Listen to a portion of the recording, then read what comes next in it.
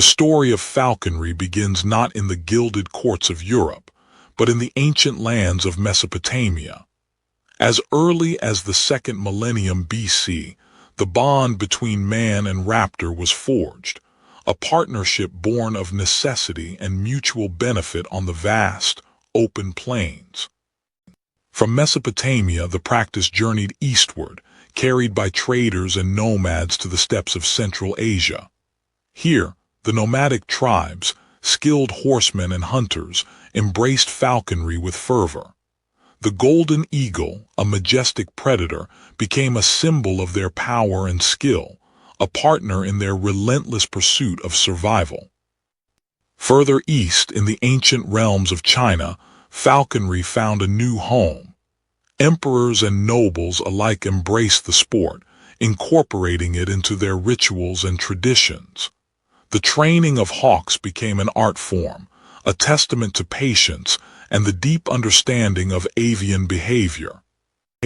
Along the Silk Road, falconry journeyed westward, a prized commodity exchanged between cultures.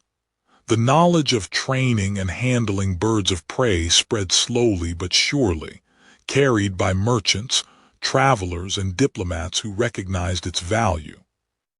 In the early Middle Ages, falconry arrived in Europe, initially embraced by the Germanic tribes.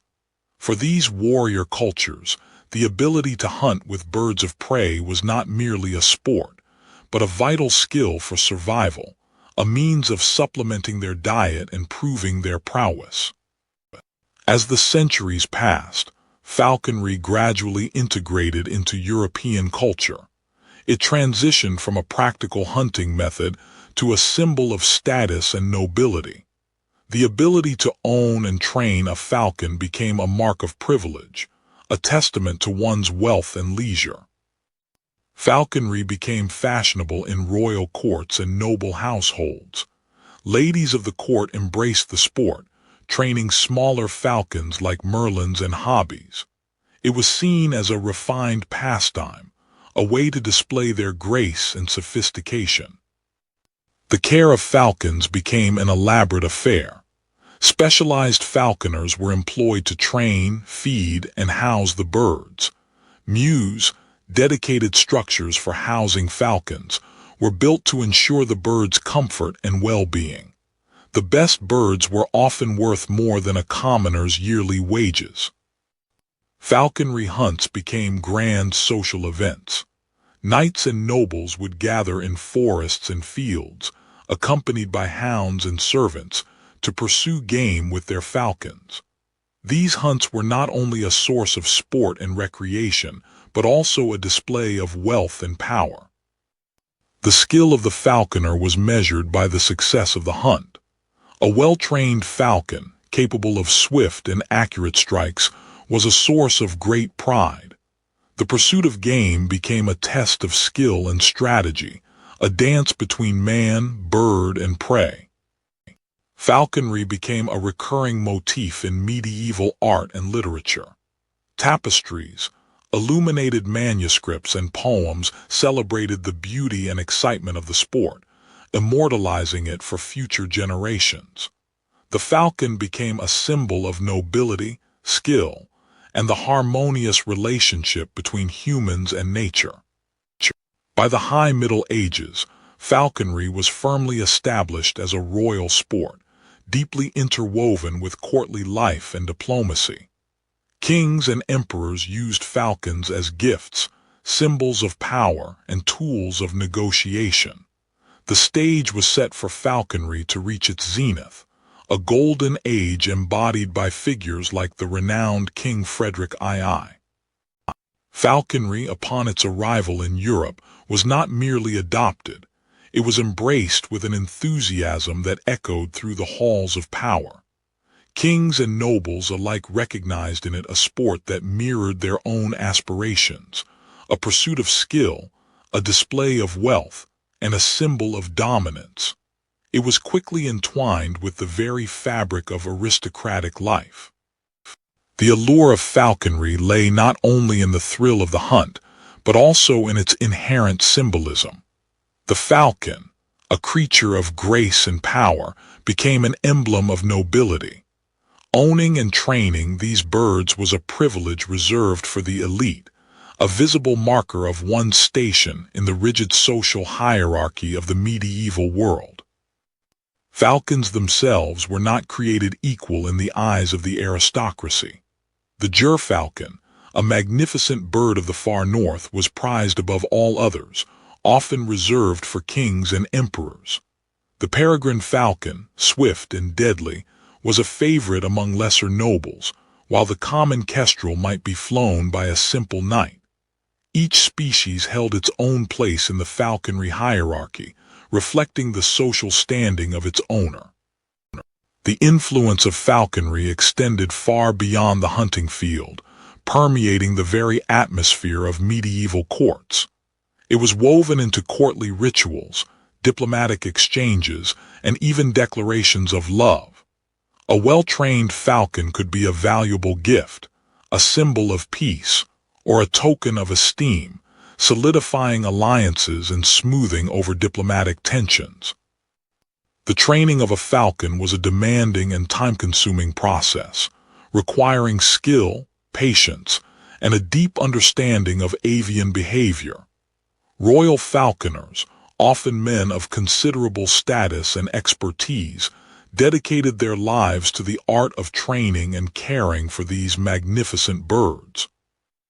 The royal mews, where the falcons were housed, were often elaborate structures, reflecting the importance of falconry to the court. These facilities were not merely aviaries. They were centers of learning and innovation, where falconers experimented with new techniques and shared their knowledge. One figure stands out in the dissemination of falconry throughout the courts of Europe, Eleanor of Aquitaine. Her travels and influence extended from England to France, bringing falconry with her. She understood the power of the sport as a tool of diplomacy and a symbol of refinement. The sport was often integrated into elaborate feasts and social gatherings. Falcons were brought indoors, displayed as symbols of status, and their training often became a topic of conversation and admiration among the assembled guests. Master falconers, like Theodore, were essential figures, bridging the gap between the aristocracy's desires and the bird's natural instincts. They held positions of respect and influence, often serving as advisors to kings and nobles on matters related to the hunt and the natural world.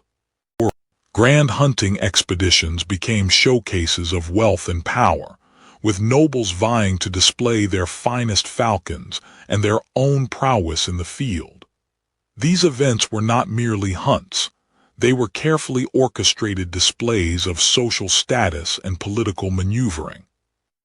Eleanor's influence ensured that falconry was not just a fleeting trend, but a firmly established element of courtly life. It became a symbol of prestige, a means of entertainment, and a reflection of the sophisticated culture that defined the medieval aristocracy. Thus, falconry became irrevocably linked to the medieval aristocracy. Its symbolism, its rituals, and its inherent connection to power and status ensured its place at the heart of courtly life, leaving an enduring legacy that would resonate through the centuries. Frederick II, Holy Roman Emperor and King of Sicily, possessed a mind as sharp as the talons of his prized falcons. His passion for falconry transcended mere sport. It was a deep, abiding fascination with the natural world, driving him to meticulously study avian behavior and anatomy. Unlike many of his noble contemporaries who viewed falconry as a pastime, Frederick approached it with scientific rigor. He personally conducted dissections of birds, meticulously documenting their anatomy and physiology, challenging existing beliefs with his empirical observations. Frederick's most enduring legacy is his magnum opus, De Arte Venandi cum Avibus, The Art of Hunting with Birds. This six-book treatise is far more than a manual. It is a comprehensive study of ornithology, falconry techniques, and avian behavior, reflecting his profound understanding of the subject. Within its pages, Frederick meticulously described different species of falcons, their characteristics, habitats, and hunting styles. His detailed illustrations, unparalleled for their time, showcased his keen eye for detail and his dedication to scientific accuracy. Frederick's treatise revolutionized falconry techniques. He emphasized careful observation, understanding the individual bird's temperament, and tailoring training methods accordingly. He rejected traditional methods based on superstition, advocating for a more scientific approach. The best way to train a falcon, Frederick wrote, is to understand its nature and to provide it with the conditions that best suit its needs. This emphasis on understanding the bird's individual needs was a radical departure from the often brutal training methods of the time. Falconry for Frederick was not just a science, it was an art form. He appreciated the beauty and grace of the birds in flight, the thrill of the chase, and the deep connection between humans and nature. His observations on flight patterns, hunting strategies, and the interaction between predator and prey remain remarkably relevant even today, a testament to his astute understanding of avian ecology.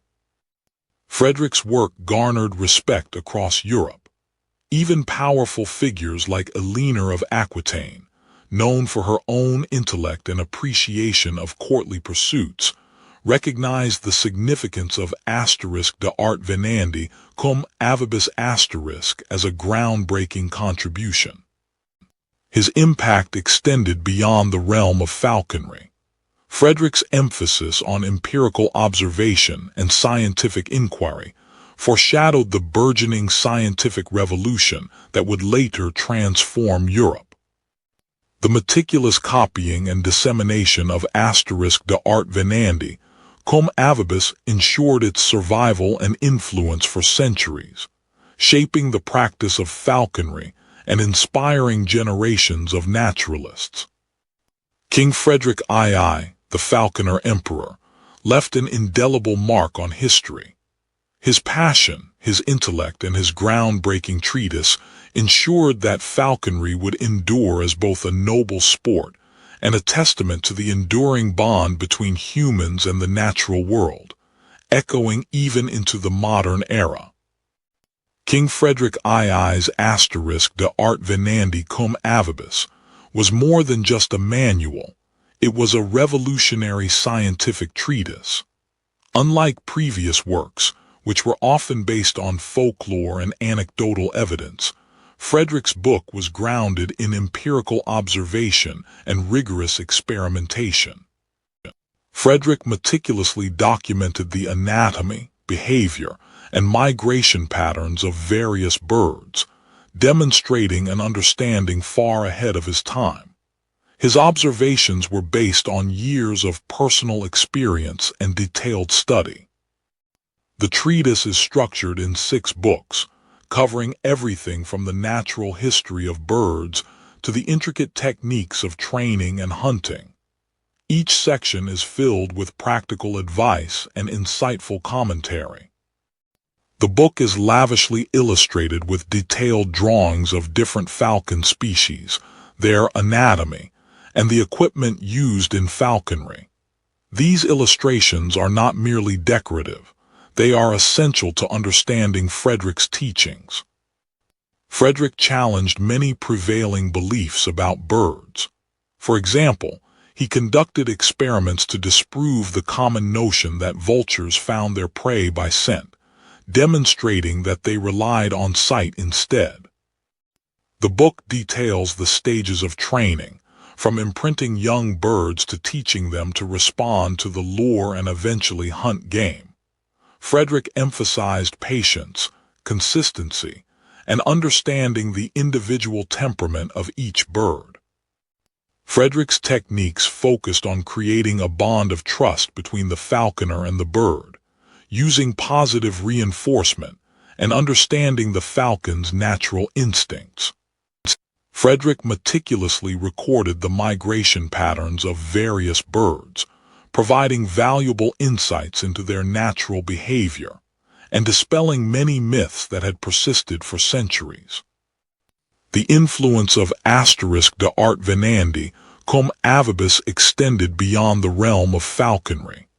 Its emphasis on empirical observation and scientific methodology contributed to the development of natural history and ornithology. The book became a standard reference for falconers and naturalists for centuries, influencing generations of scholars and practitioners. Frederick's work not only advanced the understanding of falconry, but also promoted a broader appreciation for the natural world. He demonstrated that careful observation and experimentation could unlock the secrets of nature, inspiring others to follow his example. Even today, *d'art venandi cum avibus remains a valuable resource for falconers, ornithologists, and historians. It stands as a testament to Frederick II's remarkable intellect, his passion for falconry, and his enduring contribution to the scientific understanding of the natural world. The training of a falcon was an art as much as it was a science, a delicate dance between man and bird. It began with the selection of the right bird, one possessing the natural talent and temperament suited for the hunt. Young passage hawks, recently fledged from their nests, were often favored, their wild instincts yet to be fully hardened. The first stage was manning, the process of taming the wild bird. This involved constant, gentle interaction, accustoming the falcon to the presence of humans. The falconer would spend hours with the bird, feeding it small morsels of meat from his hand, speaking softly and gradually building trust. Hooding the falcon was crucial, as it calmed the bird by restricting its vision. Lures played a vital role in the training process. These were often feathered objects or leather pouches filled with meat, swung in a circular motion to simulate the flight of prey. The falcon was trained to associate the lure with food and to come to it swiftly upon command. Bells were also attached to the falcon's legs, allowing the falconer to track its movements and locate it in dense terrain. Once the falcon was accustomed to the lure, the falconer would begin to train it to fly free. The bird would be released from the fist, encouraged to fly a short distance to the lure. Gradually, the distance was increased, building the falcon's strength and confidence. This stage required immense patience and careful observation, as the falconer learned to read the bird's body language and anticipate its movements. King Frederick II himself was a keen observer of avian behavior, meticulously documenting his findings in *art venandi cum avibus *. He understood the importance of tailoring the training to the individual bird, recognizing that each falcon possessed its own unique personality and learning style. The creance, a long training line, was an essential tool for controlling the falcon during the early stages of free flight. It allowed the falconer to guide the bird's movements and prevent it from straying too far. Gradually, the length of the creance was increased until the falcon was flying completely free, but still within the falconer's control. Once the falcon was proficient at flying to the lure, the next step was to introduce it to live prey. This required careful planning and a thorough understanding of the falcon's natural hunting instincts. Different falcons were trained to hunt different types of prey, depending on their size, strength, and flying style. Success in falconry hinged on the ability of the falconer to understand avian behavior. They had to learn to interpret the falcon's signals, to anticipate its movements, and to respond accordingly. Patience, observation, and a deep respect for the natural world were essential qualities for any aspiring falconer. Falconry was not solely a male pursuit.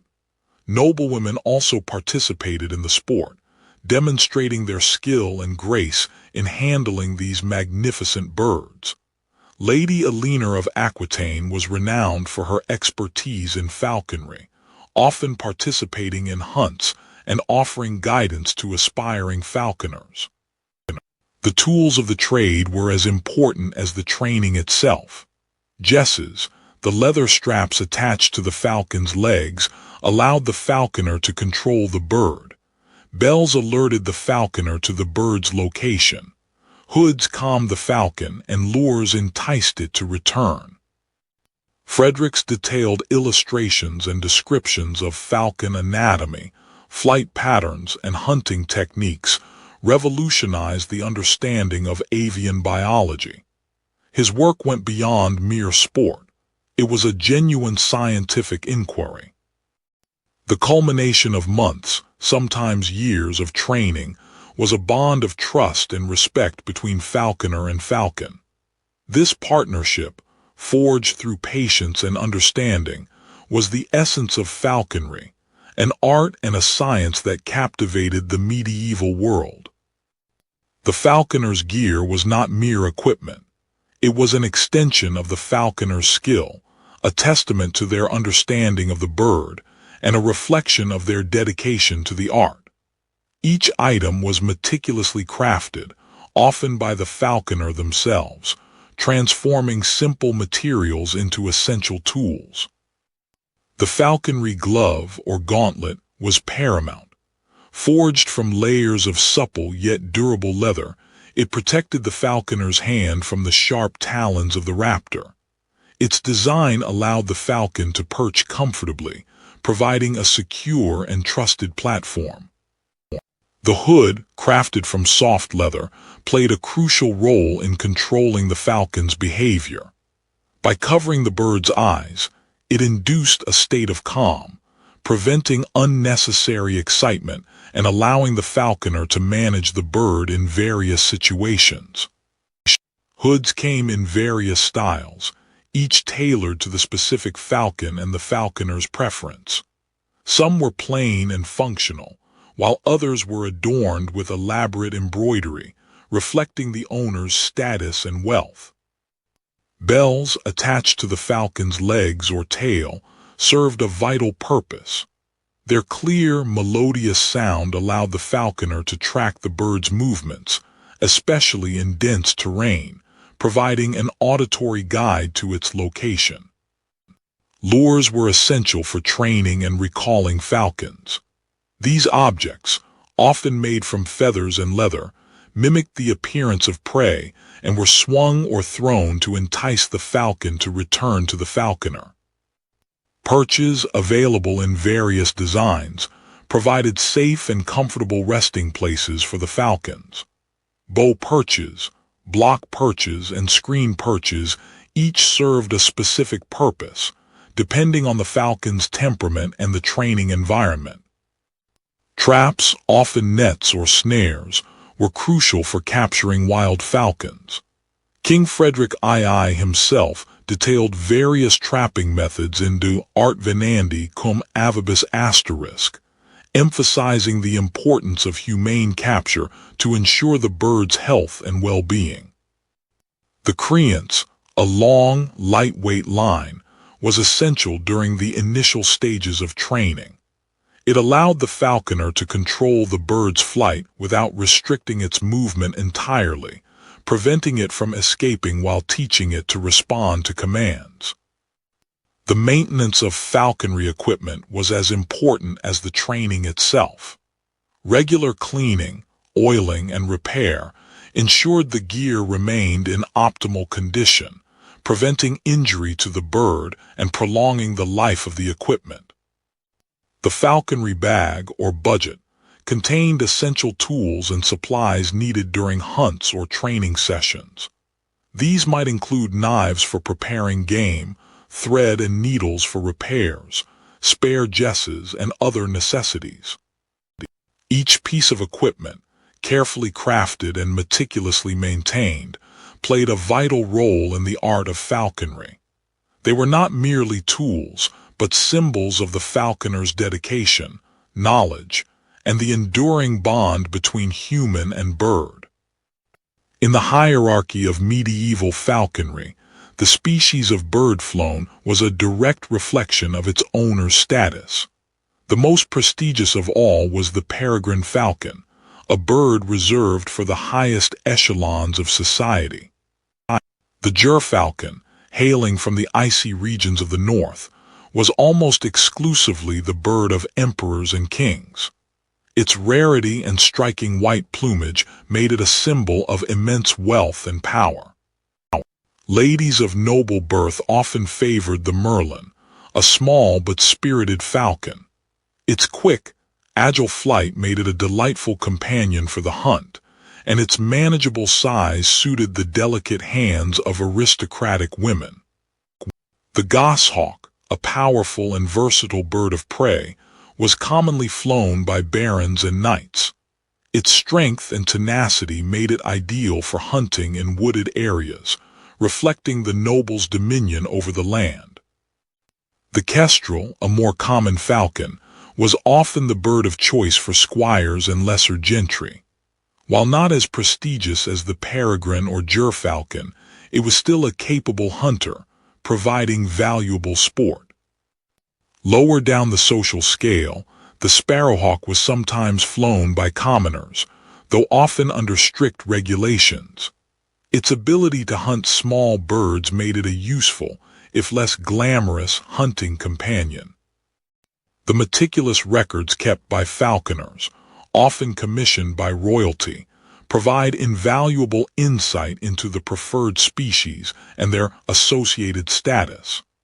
These illuminated manuscripts served as both practical guides and symbols of wealth. Falconry tournaments were not just displays of hunting skill, they were also opportunities to showcase one's wealth and status. The species of falcon flown during the tournament was a clear indicator of the participants' social standing. Experienced falconers like Master Theodore understood the unspoken rules governing the hierarchy of birds. They imparted this knowledge to their apprentices, ensuring the tradition was upheld. Falcons were often used as diplomatic gifts, with the species carefully chosen to reflect the giver's esteem for the recipient. A gift of a gerfalcon, for instance, was a sign of the highest regard. The symbolism of falconry permeated medieval art and literature. Tapestries, paintings, and illuminated manuscripts often featured scenes of noble falconers with their prized birds, reinforcing the association between falconry and social status. The hierarchy of birds in medieval falconry was more than just a matter of preference. It was a reflection of the rigid social order of the time.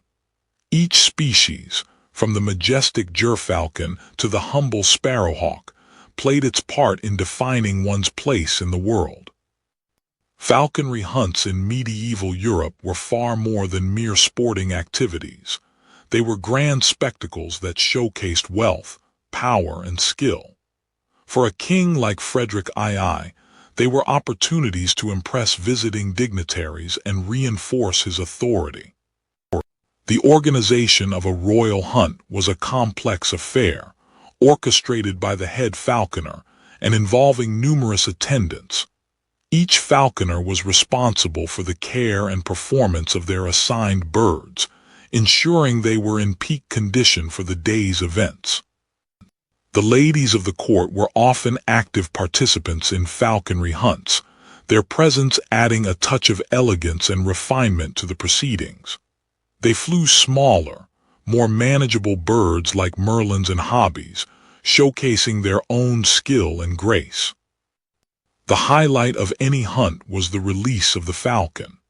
The skill of the falconer and the training of the bird were put to the ultimate test, as the falcon pursued its quarry in a breathtaking display of aerial prowess. The stoop, the falcon's rapid dive towards its prey, was a moment of intense excitement. The falconer had to be ready to react, to call the bird back if necessary, or to claim the quarry once it was taken. Falconry hunts also served as opportunities for diplomatic exchanges. The presentation of game taken during the hunt was a symbolic gesture, fostering goodwill and strengthening alliances. Falconry tournaments were another form of display, more structured and competitive than regular hunts. These events tested the skill of both falconer and bird, with prizes awarded for the most impressive performances. Experienced falconers like Master Theodore often played a mentoring role, passing on their knowledge and skills to the next generation of noble sportsmen. Tournaments provided a valuable learning experience for these young falconers. Even for seasoned observers like Lady Alina, the skill and artistry displayed during falconry tournaments were a source of fascination. The bond between falconer and bird was evident in every movement, every interaction. The victor of a falconry tournament was celebrated and honored, their name added to the annals of the sport. The prizes awarded were often valuable, reflecting the prestige associated with falconry. After the excitement of the tournament, the falconers returned to their duties, tending to their birds and ensuring their continued health and well-being. The bond between man and bird was a partnership built on trust and mutual respect. Falconry hunts and tournaments were more than just displays of skill and nobility. They were celebrations of the human connection to the natural world, a testament to the enduring allure of this ancient sport. In the medieval world, the falconer held a position of unique importance. He was not merely a servant, but a skilled craftsman, a respected member of the noble household entrusted with the care and training of invaluable birds. His knowledge was a blend of practical skill and deep understanding of avian behavior. The path to becoming a falconer was long and arduous, often beginning in childhood. Young boys, usually from families with ties to the land or the noble household, would be apprenticed to experienced falconers. They started with the most menial tasks, cleaning mews, preparing food, and carrying equipment. As apprentices progressed, they learned the intricacies of falconry equipment, from crafting lures and jesses to maintaining hoods and bells. They studied the different species of falcons, their individual temperaments and their preferred hunting styles. Most importantly, they learned the art of training, a process that demanded patience, empathy, and unwavering dedication. In royal households, the head falconer, often titled Master Falconer, held a position of considerable influence. He oversaw all aspects of the falconry operation, from the selection and training of birds to the organization of hunts. He was responsible for the health and well-being of the falcons, ensuring that they were always in peak condition. The master falconer was often called upon to present newly trained birds to the lord or king, a moment of great pride and importance. The quality of the bird, its training, and its performance reflected directly on the falconer's skill and reputation. Falconers were not always men. Noblewomen, particularly those of high status like Alina of Aquitaine, often took a keen interest in falconry, becoming skilled practitioners and knowledgeable enthusiasts. They would have their own falconers, whom they would consult, and with whom they would share their passion for the sport. Beyond their practical duties, falconers also played a diplomatic role. They were often entrusted with delivering messages, carrying gifts, and even negotiating treaties. Their knowledge of the countryside and their ability to travel freely made them valuable assets to the crown. The life of a falconer was not without its hardships. They faced long hours, demanding physical labor, and the constant pressure of ensuring the health and well-being of their valuable charges.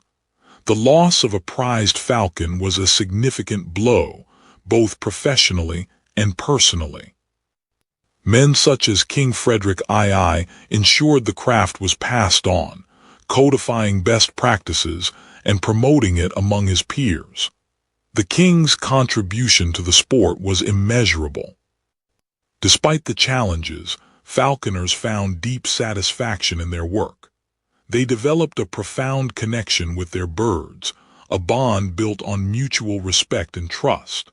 The sight of a well-trained falcon soaring through the sky, executing a perfect stoop, was a reward in itself. The image of the falconer became a symbol of skill, nobility, and the harmonious relationship between humans and nature. Falconry and the falconer were frequent subjects within period artworks. The legacy of the medieval falconer lives on today in the dedicated individuals who continue to practice this ancient art. They are the keepers of a tradition that embodies skill, knowledge, and a deep respect for the natural world. The legacy of falconry extends far beyond the medieval courts and hunting grounds. It has evolved into a modern pursuit, deeply intertwined with conservation efforts and a renewed appreciation for the art of training birds of prey. The principles laid down by King Frederick II in De Arte Venandi, cum avibus remain surprisingly relevant. His meticulous observations of avian behavior and his emphasis on ethical hunting practices form the foundation for modern falconry techniques. Today, falconry is practiced by a diverse community of enthusiasts, united by their passion for birds of prey and their dedication to preserving this ancient art.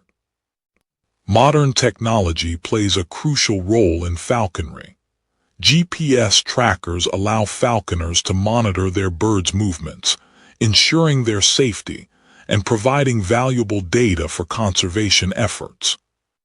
Traditional falconry techniques, passed down through generations, are still taught and practiced today. These methods, refined over centuries, remain essential for building a strong bond between falconer and bird. Falconry plays a vital role in the conservation of endangered bird species.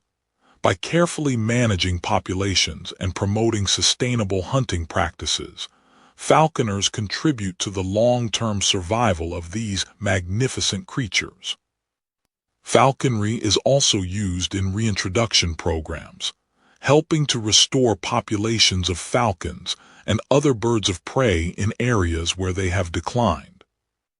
Frederick II's De Arte Venandi cum avibus remains a foundational text studied by falconers around the world. The elegance and tradition associated with falconry continue to captivate audiences, as demonstrated by its presence in historical reenactments and cultural festivals. The literature on falconry continues to expand, reflecting the ongoing interest in this ancient sport and its evolution in the modern world. Modern falconry adapts to diverse environments, with falconers employing various species of birds of prey to hunt in a sustainable manner. From its ancient origins to its modern applications, falconry remains a testament to the enduring relationship between humans and the natural world. It is a legacy that continues to inspire, educate, and conserve for generations to come.